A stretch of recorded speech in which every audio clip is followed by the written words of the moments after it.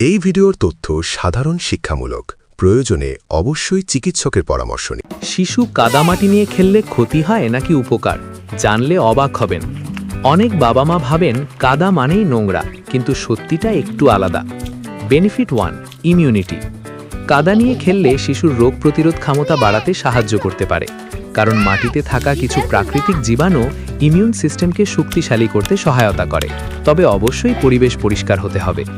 Benefit 2, সৃজনশীলতা। কাদা দিয়ে ঘর, পুতুল বা খেলনা বানাতে গিয়ে শিশুর সৃজনশীলতা ও কল্পনা শক্তি বাড়ে। এতে তাদের সমস্যা সমাধানের ক্ষমতাও উন্নত হয়।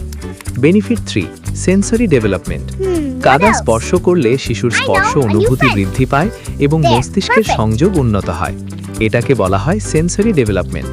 বেনিফিট 4, মানসিক আনন্দ। খোলা পরিবেশে কাদা নিয়ে খেললে শিশু বেশি খুশি থাকে এবং মানসিক চাপ কমে।